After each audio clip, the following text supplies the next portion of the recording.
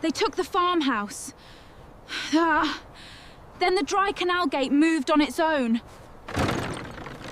Clara June Bell signed the estate papers on the hood of her aging sedan because Russell would not let her back into the farmhouse kitchen. The morning was cold enough to turn her breath white over the ink. Behind her, the family farmhouse stood bright and warm on its rise above the river windows, shining porch-swept clean wood, smoke lifting from a chimney that no longer belonged to anyone who needed it. Russell held the folder flat while Drew watched from the gravel drive with both hands in his coat pockets as if patience were a favor he was doing her. "You're getting property," Russell said. Clara looked at the highlighted line on the page. Lockkeeper's house, dry basin, towpath easement, Willow Cut Canal, mile 12. The words sounded historical enough to be harmless. She knew better. The old canal cut lay 3 miles downriver, where the road narrowed and the cell signal died. The lockkeeper's house had been roofless on one corner since she was 16. The lock chamber had gone dry before she was born. Kids dared each other to cross the footbridge and throw stones at the paddle gear. Nobody in the family called it property unless they wanted to put it in her hands. Russell kept the riverfront house. Drew kept the hayfield and the marketable acreage along the paved road. Clara got stone mud ivy and an easement no one had mentioned until the developer wanted the towpath cleared. She signed anyway. Her checking account held $237. The phone bill was $96 overdue. Her last home health client had died in September quietly, with Clara holding a cup of water he no longer wanted. His daughter thanked her in the hallway and hired an agency before the funeral. Since then, Clara had slept 3 nights in the sedan, 2 on a laundry room cot and 1 in the back pew of the church after helping stack chairs. Drew slid a second paper from the folder. This releases the towpath access, makes the developer responsible for cleanup. Clara did not take the pen. Russell sighed. "Don't start making this emotional." A county truck turned into the drive before Clara could answer. May Rowan stepped out with a brown record satchel under one arm and a gray scarf tucked hard against her throat.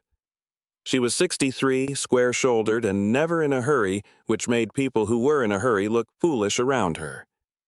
Russell's face changed when he saw her. "May," he said, "this is family business." "Then stop handing her county business on a car hood." May walked to Clara's side and looked at the second paper without touching it. Towpath release. Drew gave a short laugh. "It's an abandoned canal." May's eyes stayed on Clara. Abandoned does not mean unowned. Dry does not mean useless. And easement does not mean decoration. Russell closed the folder halfway. "We're trying to save her from a liability. Then let her see what she owns before you ask her to sign away the only path to it." The farmhouse windows reflected pale sky. Clara could feel the pen still in her fingers, cold and cheap. She set it on the hood beside the release paper. "I'll go look," she said. Russell's mouth tightened. Drew looked toward the fields as if the road itself had disappointed him. May handed Clara a folded parcel map. "In daylight. And if anything moves in that lock mark where you were standing." Clara looked at her. "It's dry." May's expression did not change. "So, we're a lot of records before someone opened the wrong roof." Before we continue, if stories like this mean something to you, hit subscribe. And tell us in the comments where you're watching from. We love seeing how far these stories travel. Willow Cut Canal appeared first as a line of sycamores running below the road. Clara drove with the map on the passenger seat and her brown leather satchel sliding every time the sedan took a rut. The paved county road gave way to gravel, then to a narrower track edged with goldenrod and wet leaves. A broken mile marker leaned at the turnoff. The number on it had been chipped but readable. The lockkeeper's house sat west of the dry basin, 2 rooms of limestone with a slate roof collapsed at the rear corner and ivy climbing over the north wall. One window had been boarded. Another stood open to weather. Beside it, the old lock chamber stretched 90 feet between limestone walls, empty but for silt weeds and a thread of rainwater caught in the center seam.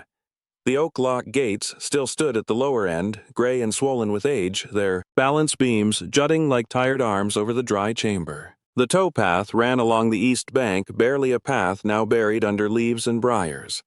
At the south end, a timber footbridge crossed the tail race, one rail missing boards dark with rot. North of the house, the spillway arch showed through brush, cracked but still shaped to carry water no one had let through in years. Clara parked near the tool shed and sat a moment with the engine off. No one came out to claim the place. No chimney smoked. No porch light burned. Yet it did not feel empty in the way the farmhouse kitchen had felt after Russell told her to wait outside. It felt withheld. She pulled the burgundy scarf tighter over her dark curls, took her satchel, and stepped into the weeds. The front room smelled of stone dust, mouse nesting, and old smoke. A hearth filled the north wall. The rear room was smaller with a broken shelf, a narrow ledger desk, and damp plaster peeling in long curls.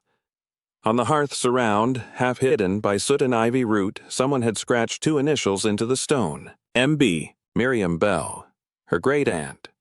The last person in the family who had reportedly cared whether the canal was a ruin or a responsibility. Clara touched the initials, then pulled her hand back when grit came away on her fingertips. Outside dawn light widened over the dry lock. She crossed to the basin edge, keeping well back from the wall where stone had bulged.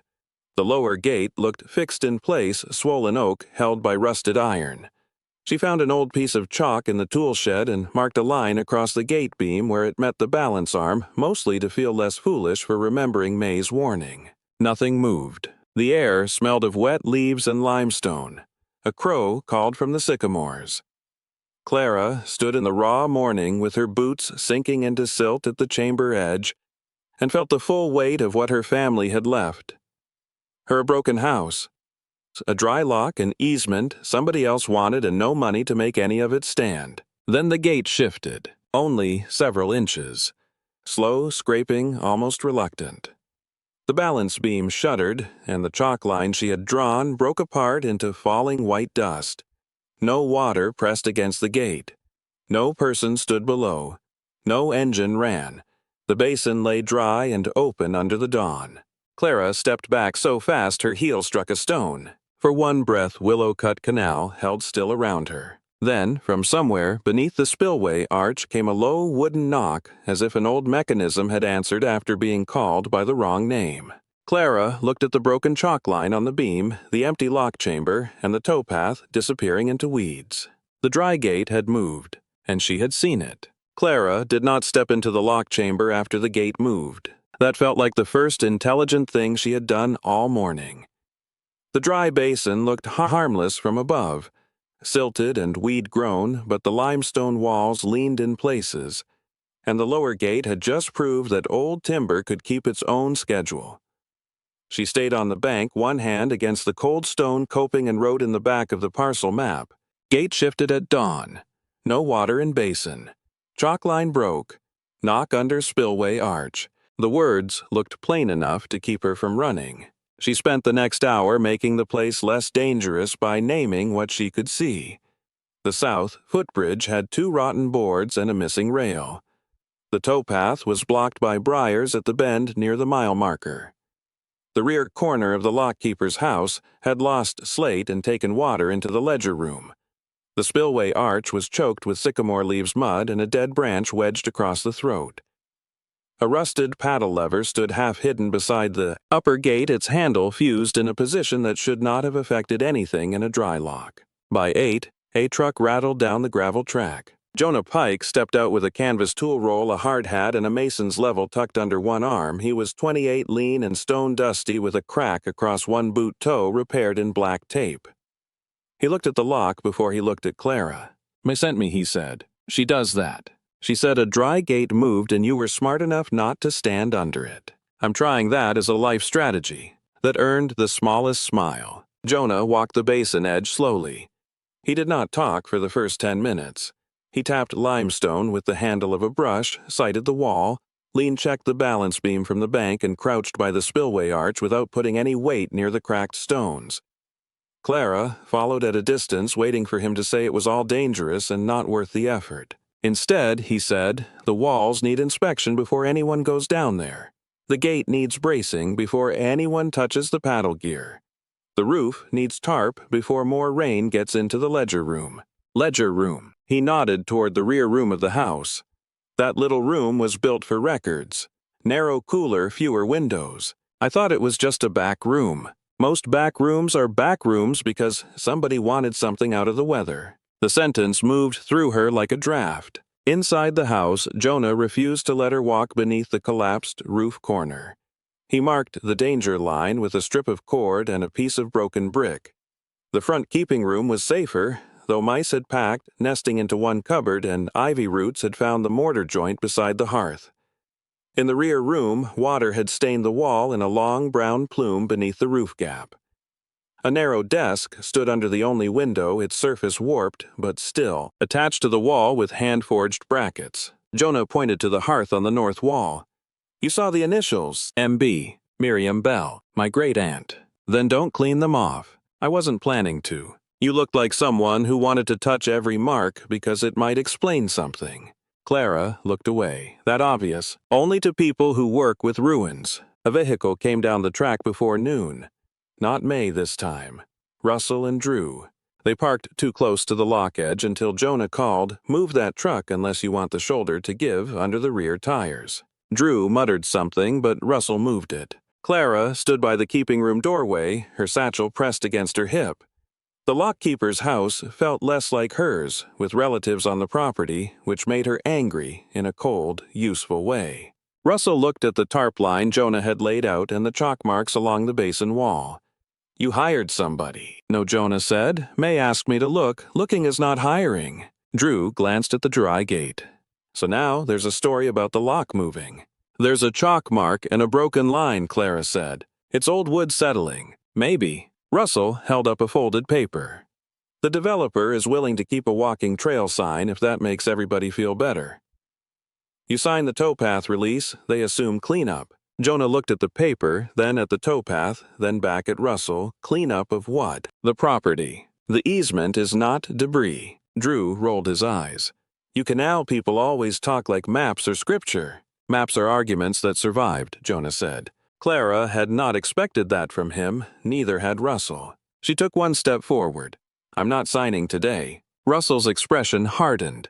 "You cannot afford this place." "I know. You can barely keep gas in that car." "I know that too." Drew shook his head. "Then stop acting like inheriting a ruin makes you noble." Clara felt the sentence strike and pass through. A month ago, it would have landed harder. Today, after watching the gate move and seeing Miriam's initials in the hearthstone, it only sounded impatient. May arrived while Russell was still trying to reframe the paper as Mercy. She came up the towpath with a record satchel and a pair of mud boots that looked older than some bridges. "Good," she said when she saw everyone. "Saves me a phone call." Russell sighed. May. "Russell." She opened her satchel and handed Clara a photocopy of an older survey. "This shows the towpath easement reaching the south footbridge and the spillway arch. Don't let anyone call it ornamental." Drew stared at the paper. "We're not doing this in the weeds." "No," May said. "We're doing it on record." The relatives left before the conversation could become useful to anyone but Clara. After they were gone, Jonah climbed only as far as the safe roof edge and helped Clara throw a temporary tarp over the collapsed slate corner. They did not fix the roof. They only stopped the next rain from entering the ledger room. May held the ladder, which made Jonah complain until she told him she had held worse men in place with less equipment. By late afternoon, the house looked no better from the road. The lock walls still leaned. The gate still stood closed over an empty chamber. The spillway arch still held its knot of leaves and dead wood. But the roof leak was covered on a scrap of loose slate from the fallen roof. She wrote with chalk. Roof, wall, gate, hearth. She propped it on the ledger room desk where the rain could no longer reach it. Outside, the lower lock gate did not move again. It only waited in the hollow light with the broken chalk line still visible on the beam. Clara returned before dawn with a tin of chalk dust, a flashlight, and a fear of the gate that had become more useful than panic. Jonah was already at the lock when she arrived. His truck was parked back from the shoulder, this time wheels turned away from the basin edge. He stood near the lower gate with a camera around his neck and one hand on the limestone coping, looking down into the dry chamber. The air held that early autumn chill that makes stone feel older than it is. "You're early," Clara said. "So is old timber." That was all the greeting either of them needed. They did not enter the chamber. Jonah had made that rule clear. Instead, he ran a measuring tape from the safe bank to the gate beam and marked the sight line on a sketch. Clara dusted chalk along the beam where the previous mark had broken. The white powder clung to the gray oak and settled into cracks she had not seen in daylight. At the first pale edge of sun, the gate shifted. Not far. 2 inches, maybe 3. Enough to break the chalk line, enough to draw a faint groan from the balance beam, enough to make Clara step back even though she was nowhere near the chamber floor. Jonah lifted the camera and photographed the dust falling in a thin white fan. No water pressure, he said. No one below. No fresh tracks in the silt. Clara looked toward the upper paddle gear. Then what moved it? Waite still remembers direction. A letter to the rusted paddle lever beside the upper gate. It stood half-fused under ivy and old leaves, but the base of it connected to a rod that disappeared under the stone coping. Jonah brushed the joint clean and exposed a line of metal nearly hidden in the mortar. Obsolete paddle linkage, he said, could be disconnected, could be resting against something with stored tension. Stored for how long? Long enough to scare people who think dry means dead. He photographed the lever before touching it. Then he put one gloved hand on the handle and applied just enough pressure to test travel. The lever dropped an inch and stopped. Somewhere under the balance beam, a dull wooden knock answered.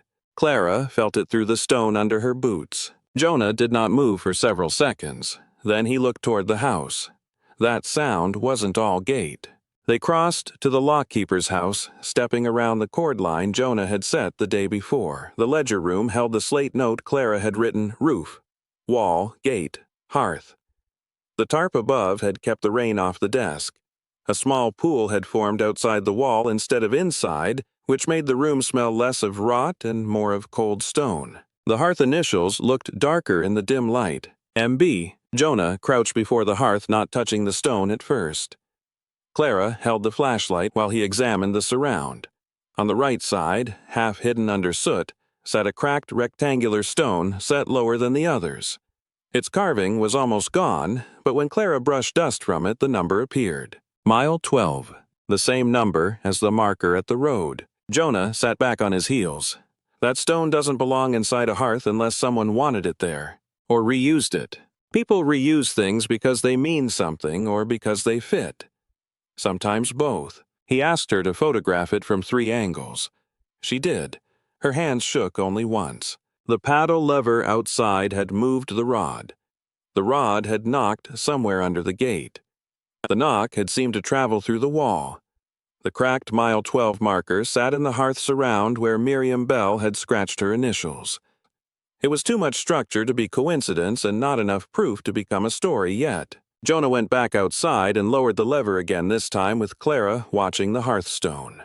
The marker shifted inward, only a fraction. A dark line appeared along its left edge. Clara did not breathe. Jonah returned and stood beside her. Your call.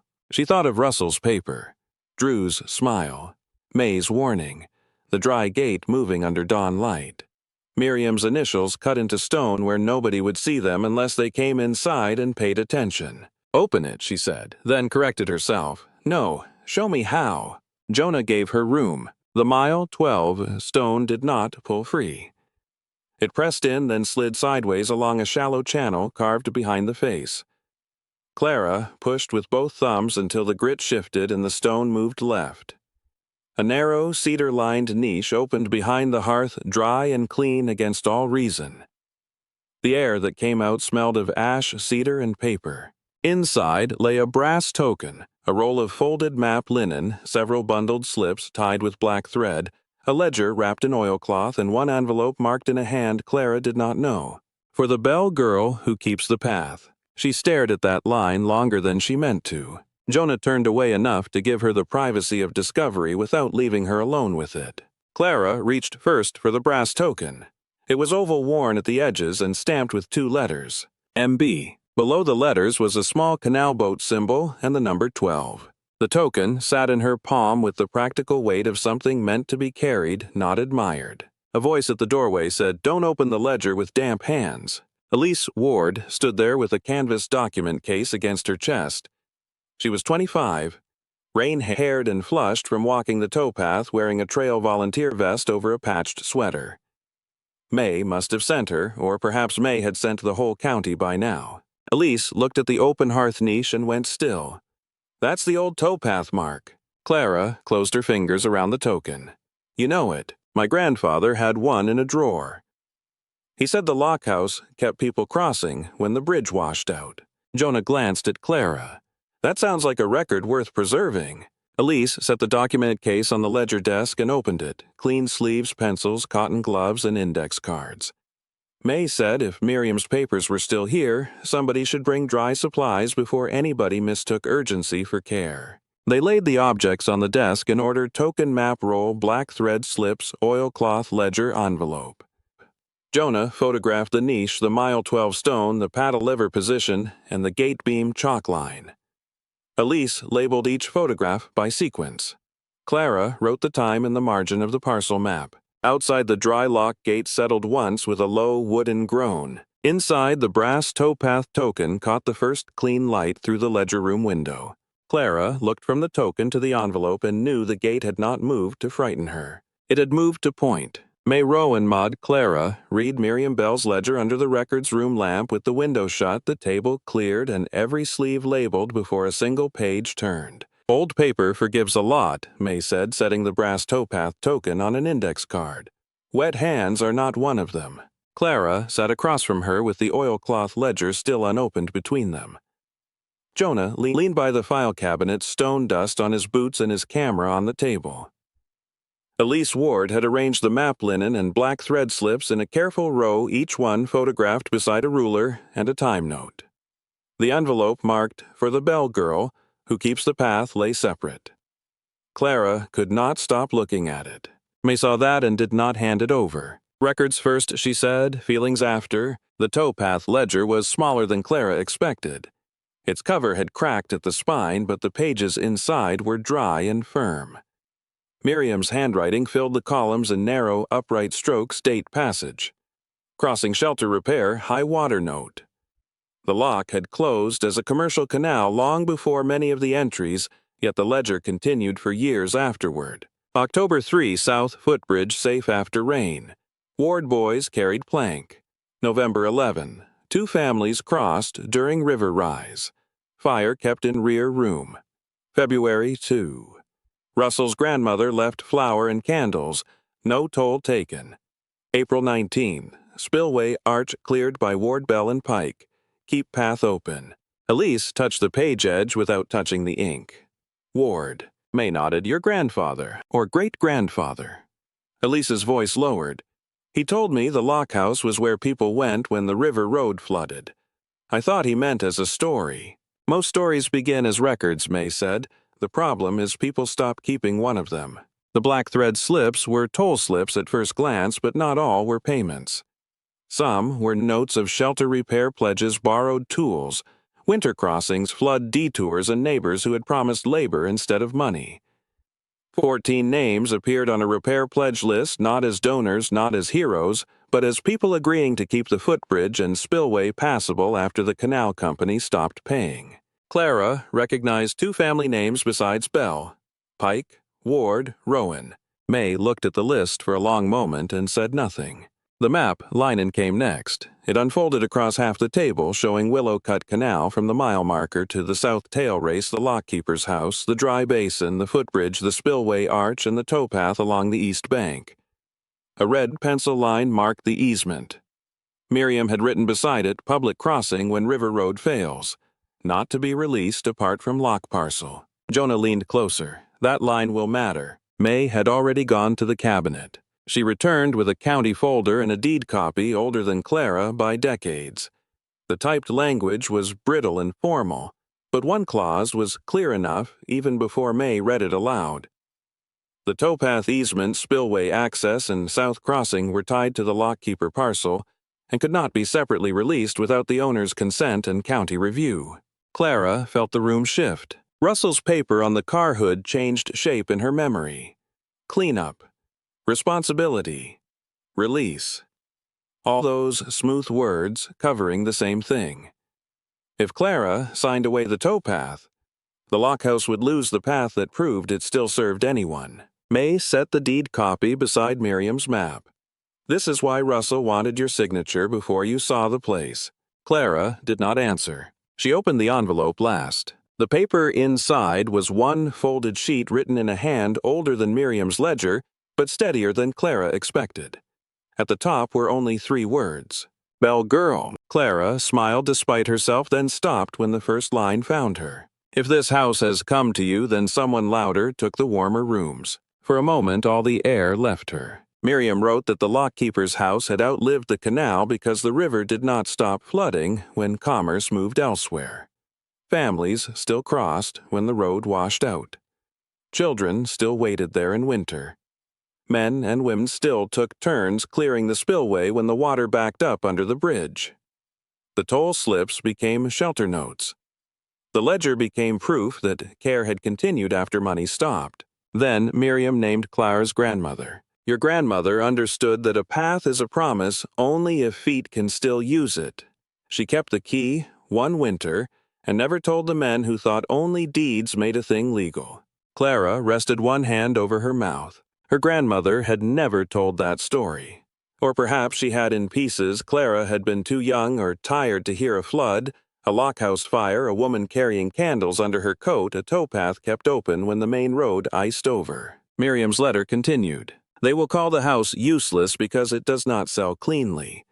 They will call the gate dangerous because they do not know what pressure it remembers. If the dry gate moves, check the paddle rod and the mile 12 stone. If the records are still dry, give the public part to the county and keep the family part until you are sure you can bear it. Do not sell the path first. Without the path, the house becomes a ruin.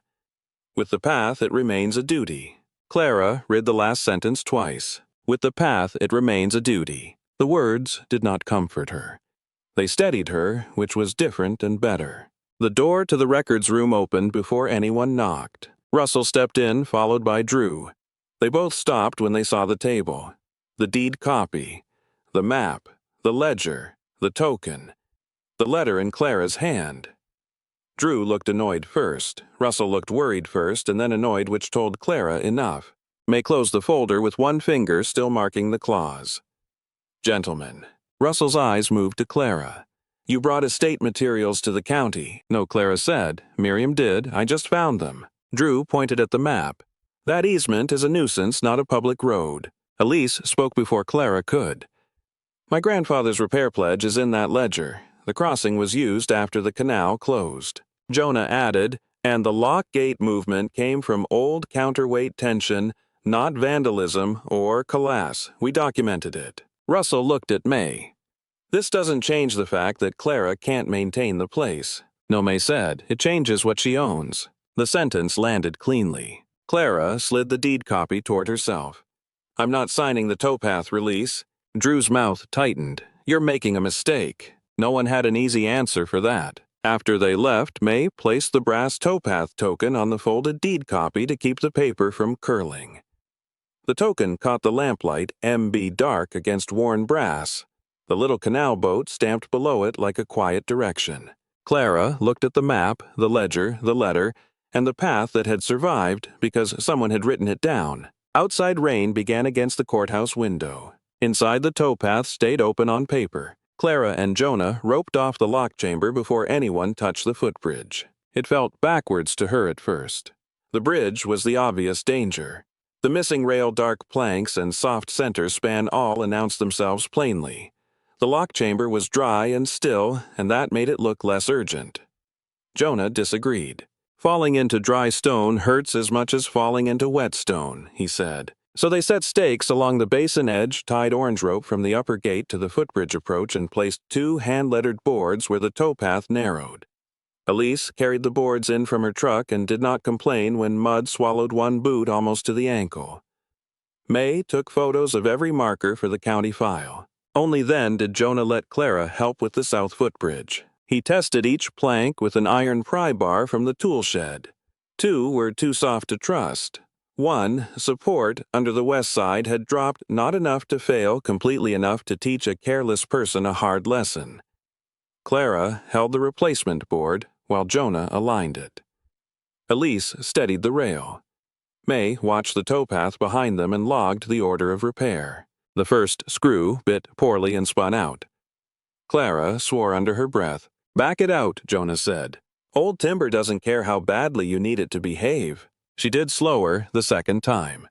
The board pulled down cleanly. The bridge still looked rough when they were done, but it no longer dipped under one careful crossing. Jonah tested it first. Clara followed with both hands out, feeling the plank answer under her boots and hold. Safety she was learning did not feel heroic.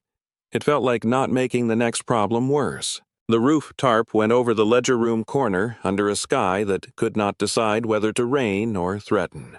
The collapsed slate had left a triangular opening above the rear wall, and every storm had pushed water down the plaster and toward the hearth. Miriam's niche had survived because the hearthstone kept it dry, but the room around it had been losing the argument for years. Clara hated seeing that more after the ledger reveal. Before, the damage had been general. Now it looked personal. Jonah set the ladder against the safer wall. Elise handed up folded tarp. May stood below with one hand on the ladder and said nothing until Jonah tried to tell her he had it. "I know you do," May said. "I'm still holding it." They slid flashing beneath the lifted slate, pulled the tarp tight over the broken corner, and weighted the lower fold, so rainwater would fall outside the north wall instead of into the ledger room. Clara worked from the lower rung and fastened the side edge, her fingers cold around each screw. When a brief rain passed, the water ran where Jonah had planned. Inside, the wall stayed dry. Elise wiped the ledger desk with a cloth and set a temporary shelf above it. "Records can come back here eventually. Copies first," May said. "Originals only when the room proves it can behave." Clara wrote that on the slate scrap under the first list. Room must prove dry. The phrase sounded severe and fair, which was exactly May's language. The records split into 2 boxes. May made that decision before Clara understood why. Public proof went in one towpath ledger, copies, map line and photographs, repair, pledge list, toll slips that documented crossings, the easement deed copy, and the county survey. Private family materials went in another, Miriam's full letter.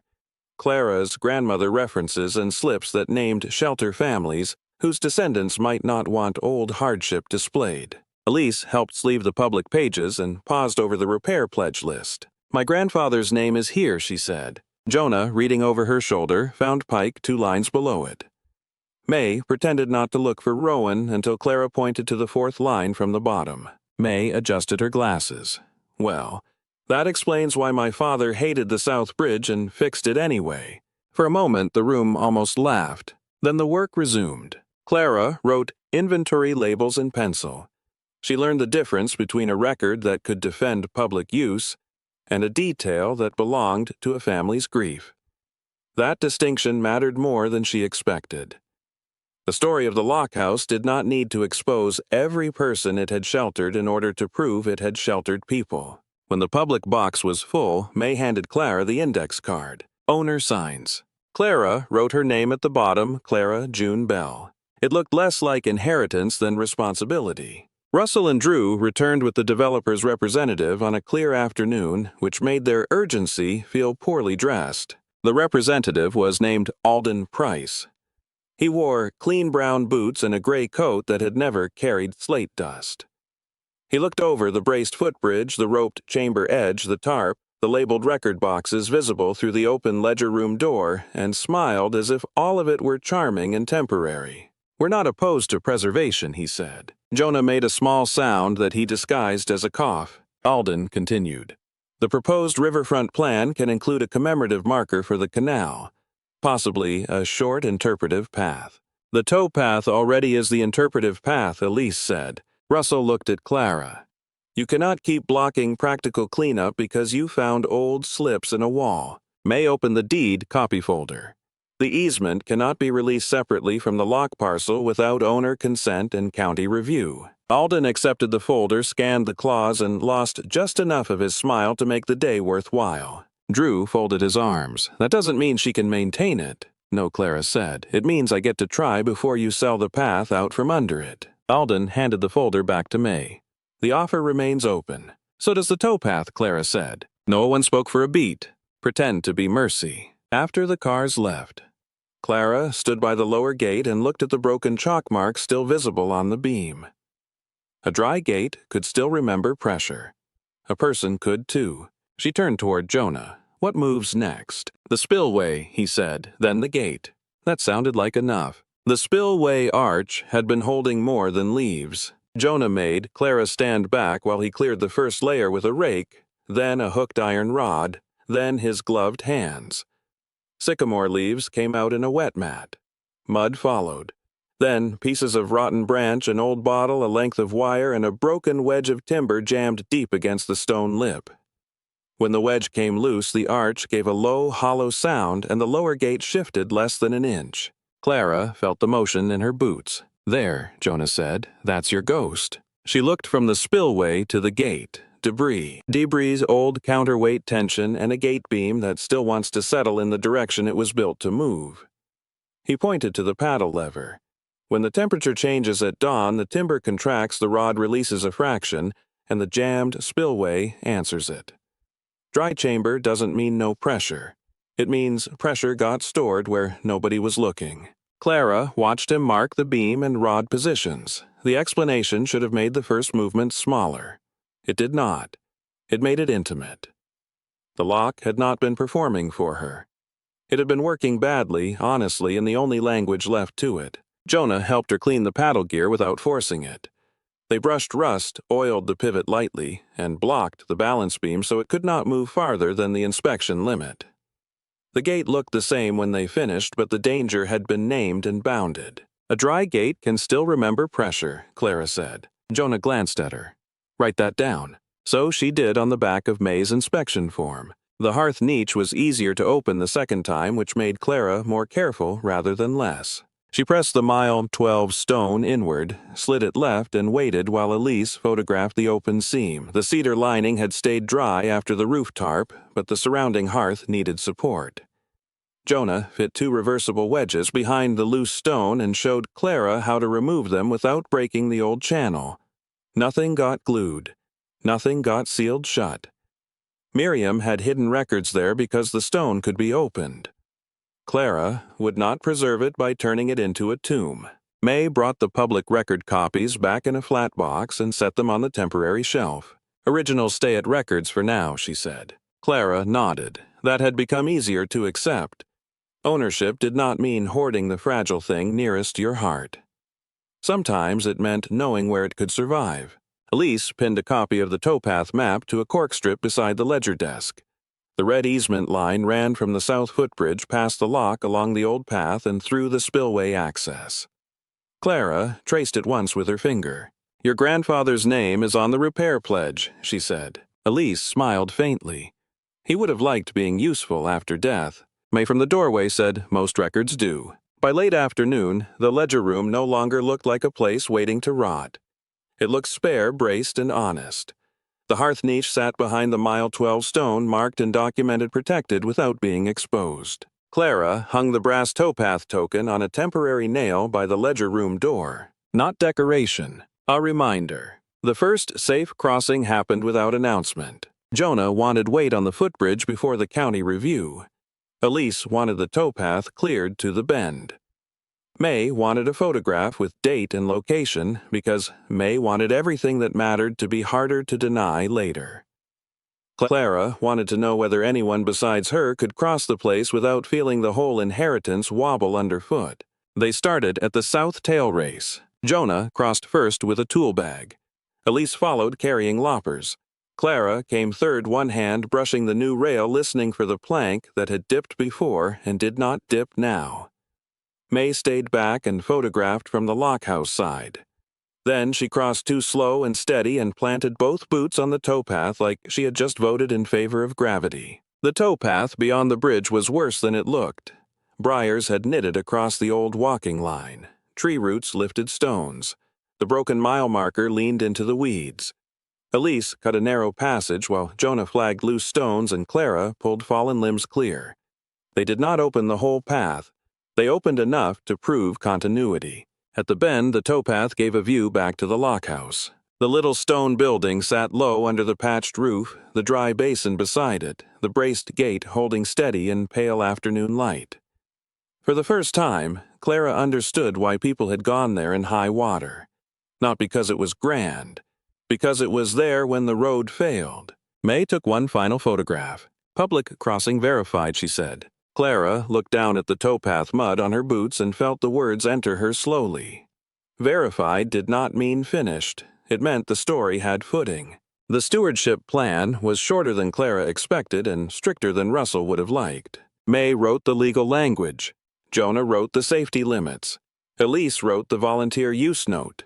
Clara wrote the purpose statement 3 times before she stopped trying to make it sound impressive. In the final version it read, "Maintain the Willow Cut towpath crossing lockhouse ledger room and flood route record point for limited public easement use canal history interpretation and emergency route documentation." May approved the sentence because it did not reach beyond what the place could hold. The county review took place in the keeping room with the door open to the towpath.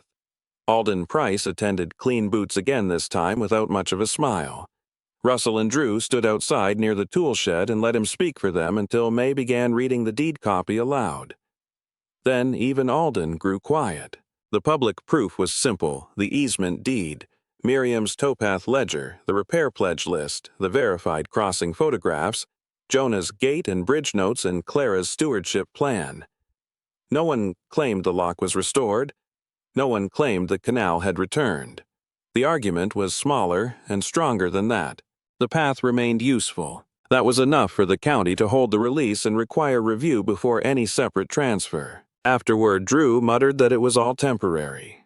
Clara surprised herself by not needing to answer. Russell lingered by the footbridge after the others left. He looked at the braced rail, then the lockhouse, then Clara. "Grandma really kept the key one winter?" he asked. Clara looked toward the ledger room. "That's what Miriam wrote." He nodded once, uncomfortable with the way history had refused to stay convenient. "I didn't know." "No," Clara said. "You didn't ask." It was not forgiveness. It was accurate, and it was enough to end the conversation. The first public crossing morning came in early November, clear and cold enough to make the lock stones glitter at the edges. Clara opened the ledger room door before sunrise. The tarp still covered the roof corner, but the wall beneath it had stayed dry through 3 rains. The public record box sat on the shelf. The private letters stayed sealed in May's records room. The mile 12 stone rested in its hearth channel, documented and supported. The brass towpath token hung by the door MB, catching the first narrow light. Jonah arrived with a bridge limit sign. Elise came with a copy of her grandfather's repair pledge. May brought the county agreement in a folder and a thermos she pretended was not for everyone. Russell came late with Drew, both quiet, yet both carrying a bundle of split wood without being asked. No one made a speech. That suited the place. Elise pinned the towpath map beside the ledger desk low enough for visitors to read and high enough to stay out of damp. Jonah checked the footbridge rail one last time. May placed the county agreement in a clear sleeve and made Clara sign the stewardship line in pencil. First then ink because May believed rehearsal prevented foolish signatures. Clara signed slowly. The first walkers were not tourists. They were 3 neighbors, Elise, May, Jonah, and a woman from the county road crew who wanted to see where the flood detour had once crossed. They moved one at a time across the bridge. The planks held. The towpath carried them past the lock, the spillway arch, and the place where briars had hidden the bend. Clara stood by the lower gate and watched morning light cross the braced beam. The gate did not move. It did not need to. Its old pressure had been found, named, and held. The spillway breathed clear. The towpath line was open enough to matter. The ledger room shelf held copies of records that proved people had kept this path before Clara was born and would, if she did the work, keep it after her. Russell stopped beside her on his way back from the bend. "I thought they left you nothing," he said. He did not apologize. Not properly. But when he set the split wood by the tool shed, he stacked it under cover instead of dropping it in the weeds. In her family, that counted as a first draft. Later, after everyone left, Clara went into the ledger room and touched the brass towpath token once with the back of her finger. She did not open Miriam's private letter again. Some lines had already done their work. Outside the canal remained dry. The house remained small. The roof still needed real slate before winter and Clara. But the path was open. Morning light crossed the braced lock gate, passed through the ledger room window, and caught the brass towpath token. Clara stood in that light until it moved on, then picked up the broom and started with the floor.